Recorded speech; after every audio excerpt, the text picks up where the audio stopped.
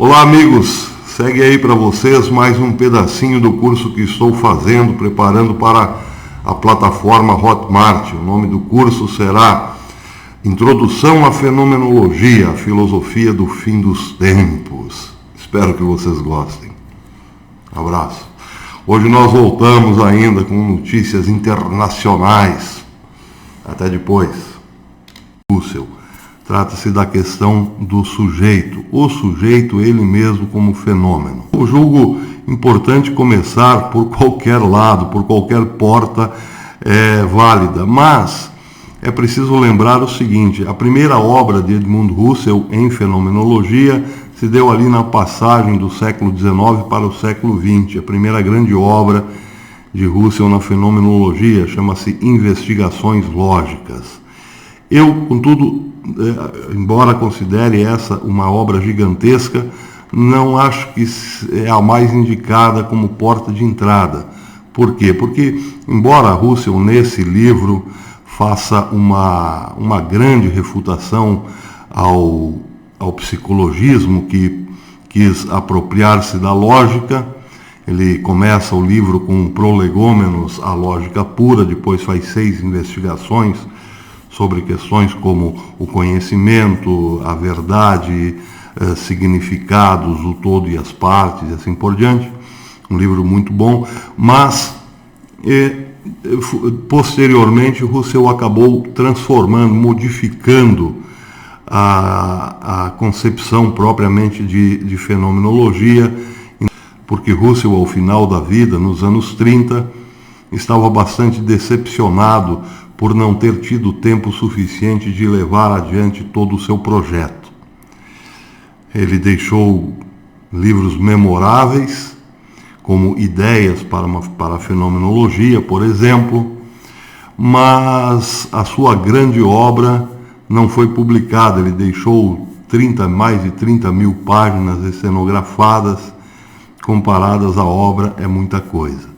Quase que inconsolável pelo fato de não ter feito um grande discípulo para seguir a fenomenologia tal como ele a tinha vislumbrado. O sujeito é, quem sabe, o que melhor defina fenômeno. A descrição de um fenômeno se dá por muitas vias.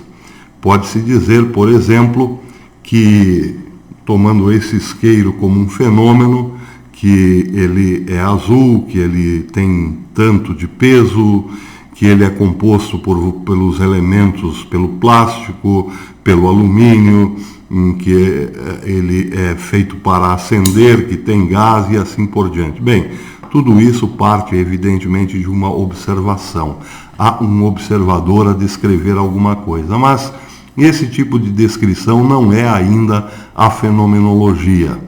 Faço fenomenologia, eu não estou fazendo fenomenologia quando descrevo cada uma dessas bolinhas. Isso aqui, para quem não sabe, é 1/3, e cada bolinha dessas aqui representa ou uma Ave Maria ou um Pai Nosso. Bem, eu posso partir para uma descrição deste fenômeno, dizendo como é cada uma das bolinhas, a cor que predomina e assim por diante.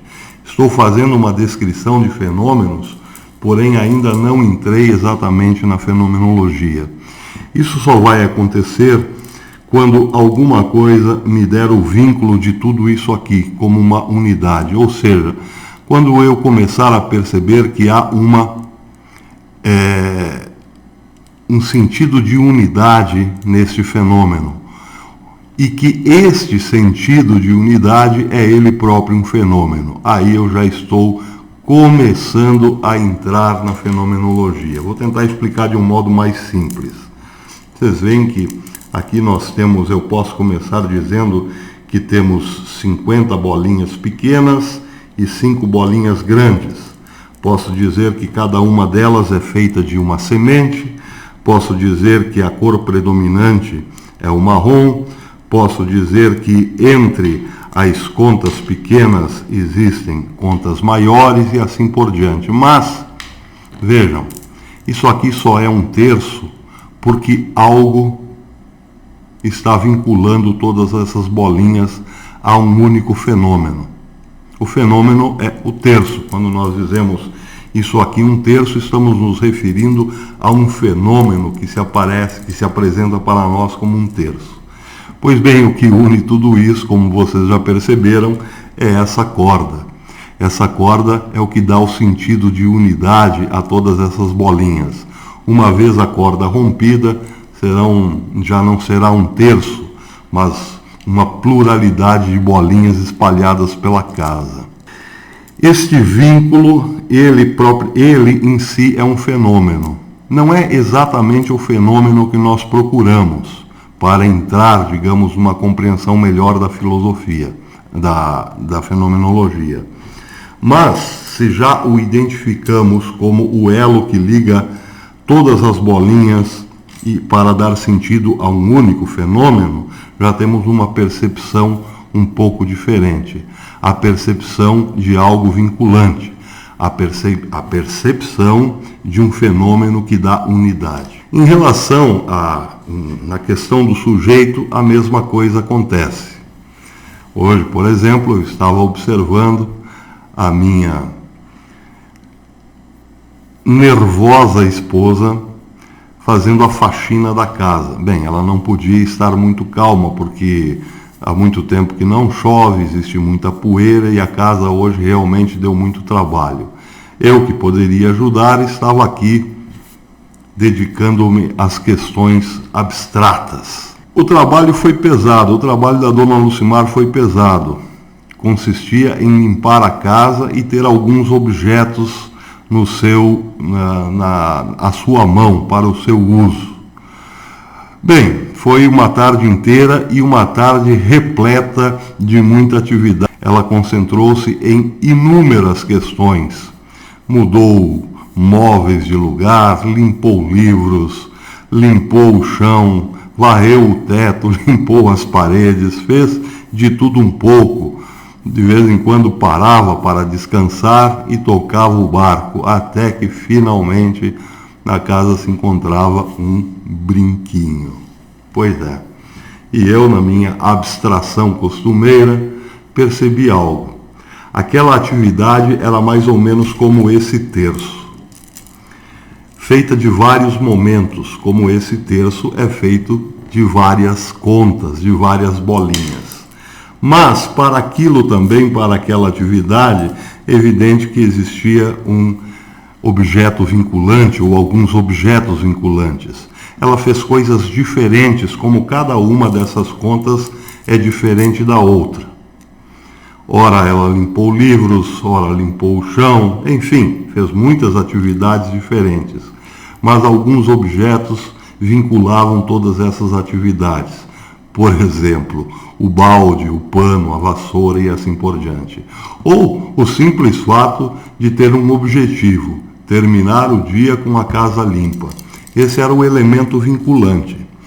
A atenta observação a esse elemento vinculante, que seria, como no caso do terço, o barbante que une todas as atividades ou todas as contas diferentes, a atenção a esse objeto ou a esse fenômeno é já uma atenção um pouco diferenciada. A descrição desses elementos ou desses objetos vinculantes já é quase que uma descrição fenomenológica, mas evidentemente que ainda falta alguma coisa para ser uma descrição fenomenológica, porque a descrição fenomenológica ela depende da nossa experiência e a nossa experiência sempre supõe que pode ser a cada momento enriquecida de outras mais variadas experiências e assim por diante. O mesmo, por exemplo, quando eu olho para um objeto qualquer, estou fazendo uma experiência. Ao olhar para esse objeto, sinto que posso descrevê-lo, mas sei também que há muita coisa que poderia ser descrita e que me está oculta nesse momento. Por quê? Porque eu simplesmente não consigo olhar para a totalidade desse objeto.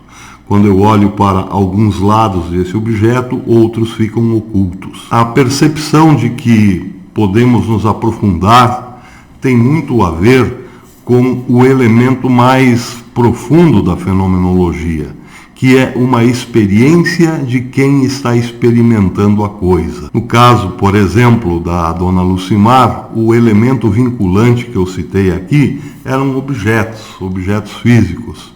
Ela fez muitas atividades, mas tudo estava mais ou menos amarrado num sentido, ou num sentido de uma unidade, ou então em objetos que davam esse sentido, o pano, o balde, a vassoura e assim por diante. Mas há algo muito mais. O que de fato está vinculando todas essas atividades no tempo, todas essas experiências no tempo, é aquele que as experimenta. Imaginem que este fenômeno não signifique um terço, mas a própria vida de cada um de nós.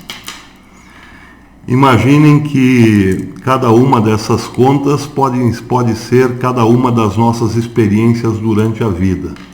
Pois bem, imaginemos que a nossa vida começa neste objeto isoladamente e depois cada uma das contas são as nossas experiências. A última das contas, portanto, seria a nossa experiência derradeira, a nossa última experiência na vida.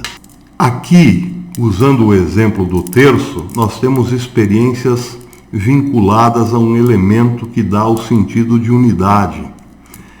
Porém, na vida, que é a corda, porém, na vida, esse elemento não aparece. Ele é quase que velado para nós. Se a nossa vida pode ser comparada a um terço, se cada momento da nossa vida pode ser comparado a uma dessas contas, bem, quem está ali dando sentido de unidade? Quem está ali vinculando todos os momentos? Senão aquele que o vive. Se eu comparar, por exemplo, a minha vida a este terço, se eu comparar cada momento meu a essas contas, eu tenho que dizer que eu mesmo sou o que dá unidade a tudo isso. Eu seria como o barbante aqui desse terço. O problema é que este elemento, este fenômeno que dá unidade a todas as vivências, é o que menos percebemos. Ou seja, nós percebemos lembramos de muitos momentos em que vivemos, mas quase nunca lembramos de que estamos sempre conosco, ou seja, quase nunca lembramos daquele que está experimentando, daquele que está fazendo a experiência dos mais diversos momentos, que somos nós mesmos. É como se nós fôssemos uma companhia velada, é como se nós estivéssemos aí pelo mundo como adormecidos, esquecendo que somos esse elemento vinculante, esse elemento que vincula todas as vivências, todos os momentos, que dá sentido a todos os momentos. Porque sem essa percepção e essa descrição de sujeito, tudo parece meio perdido. Seria como romper a corda do terço e ver as bolinhas espalhadas. Espalhada, cada bolinha significa apenas uma bolinha perdida no mundo. Então, o seu sentido se resume a quase nada. Assim são as nossas vivências. Quando esquecemos que nós é que as estamos vivendo, é como se rompêssemos a cordinha, o barbante do terço. Cada uma das nossas vivências é uma bolinha solta. E se não temos o sentido da unidade, não temos como ver o sentido da própria vida. Não conseguimos enxergar a nossa vida como um conjunto de significados, ou como um significado propriamente. Não conseguimos compreender o seu significado, e menos ainda podemos dar a razão dessa vida. São só feixes de momentos. E aí vamos carecer exatamente disso. Qual o sentido? Se olhamos para um terço, dizemos imediatamente, é um terço. Agora, se rompemos a cordinha, bem, aí já não é um terço. Podemos dizer que são sementes espalhadas. se olhamos para a nossa vida, para as nossas vivências, sem essa cordinha que somos nós mesmos, o que podemos dizer? Eu vivi. Eu tenho que ter a consciência, eu tenho que ter a percepção, melhor dizendo, de que sou eu aquele que experimenta o conjunto de todas as minhas vivências, ou melhor, aquele que consegue ter uma visão de conjunto, aquele que consegue definir o sentido de todas as experiências. Está amarradinho, está unido em si mesmo. Agora pergunto, é fácil? Não, não é fácil. Aí precisamos entrar na fenomenologia. A fenomenologia não é a descrição somente de objetos por aí. Isso a ciência pode fazer, qualquer outra ciência pode fazer.